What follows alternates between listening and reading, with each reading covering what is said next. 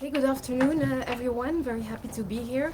I would like to talk about an issue that is also related to the GDPR, but that has not attracted as much attention as it deserves, at least according to me, to us, who are working on a project on this issue, and that is the impact of the GDPR on children.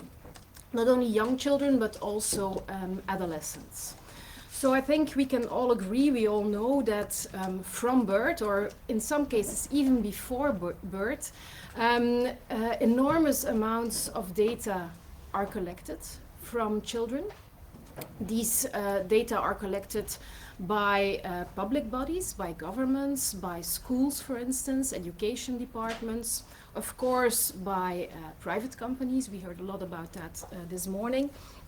And in some cases also, parents play a role in disclosing information about their children in the digital environment. So enormous amounts of data. So I think we can all very much agree that children are data subjects.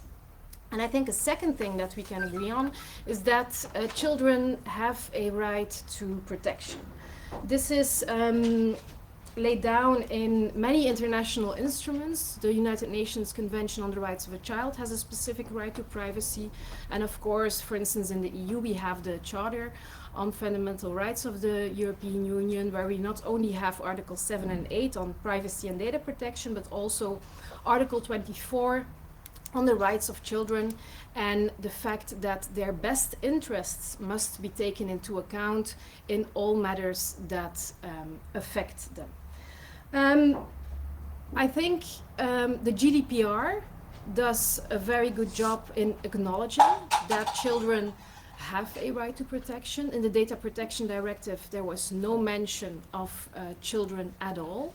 In the Data Protection Regulation, there is mention of children at several points, both in the recitals and in the articles. There are a few articles there on the screen which may have an impact on children and adolescents. Maybe not directly, maybe not, they are not mentioned in those specific articles. For instance, we already heard about data protection by design or by default. Children are not mentioned explicitly in that, but perhaps this article in its implementation can mean something for children.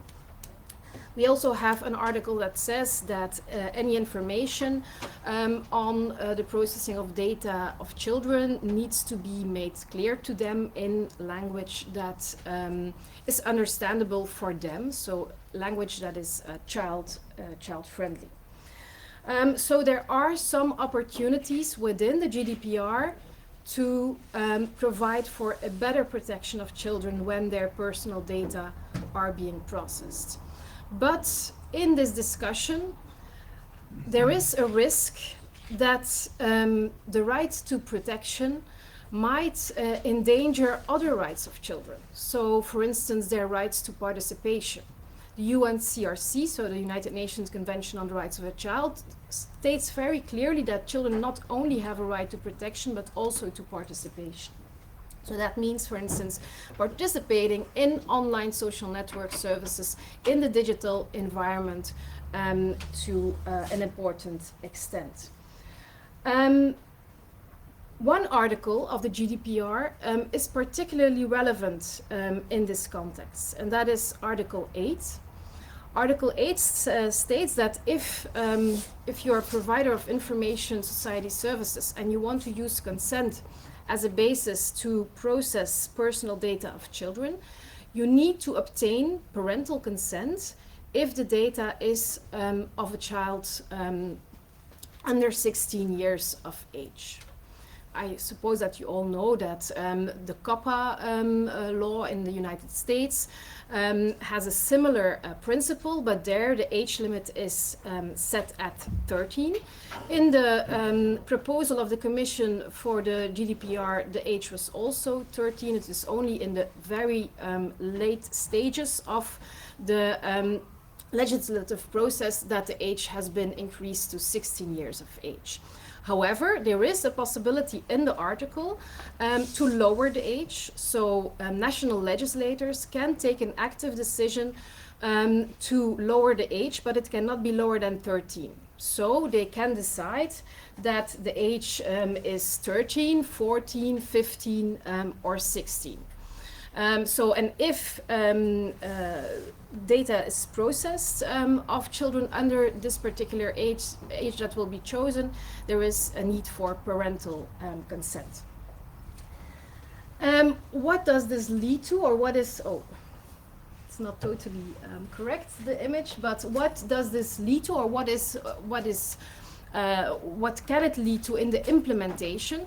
There will be a separation in the broader category of children. Children are usually defined as under 18s. That is also the case in the UNCRC. In this implementation of the GDPR, you will have a group of children under this age that is chosen, or if it's not chosen, it will be standard 16. And then we will have a group of children between that age, between 13 and 18, between 14 and 18, and so on. There are many questions that arise with regard to the implementation. Of course, the first question is, well, now the standard age is 16. Should national legislators consider to lower this age to 13? Of course, industry will be very much lobbying for this because the age is 13 in the US.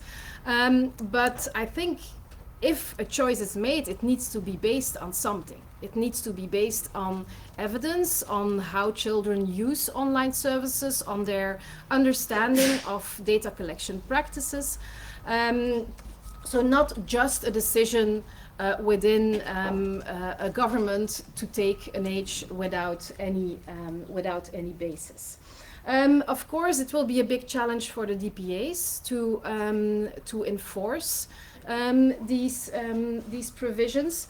It will probably be an even bigger challenge for the companies, the data controllers, if they choose to implement parental consent, because another possibility is that they simply decide to exclude children under the age of parental consent. And that is the greatest risk for the rights to participation of children, that they will simply be excluded from services that are currently very important to them. So it will possibly have a negative effect on their freedom of expression, freedom of association, education rights, literacy rights. So that is a real question that we need to think about together, and that we need to start a dialogue on. Parental consent in itself is a problematic concept because you will not always be able to rely on parents. In certain situations, parents will not be there, will not understand, and so it will have the possibility to put children at a disadvantage if this is the only option. And then, of course, we have the second category of children. So suppose that a government decides, well, we lower it to 13. You have this group of 13 to 18-year-olds. They are supposedly put on the same level as adults, but is this fair? Shouldn't we consider that for this group, especially for very privacy intrusive practices, data collection practices, there should also be extra safeguards for this group of data subjects. So I think my main message is that there are many important decisions ahead with regard to this issue. Decisions for national legislators, decisions for DPAs on, for instance, guidance that they could issue in this respect. Decisions by data controllers on how they will deal with this Article 8, but also other articles that have an impact on children.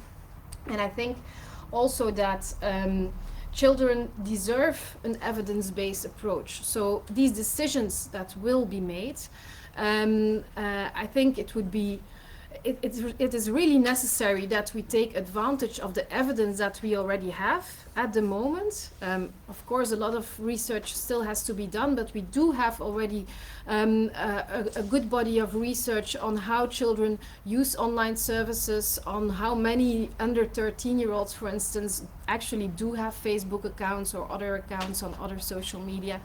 To what extent they actually understand data collection practices, although I think perhaps if you do the same research with adults, the understanding would also not be very great.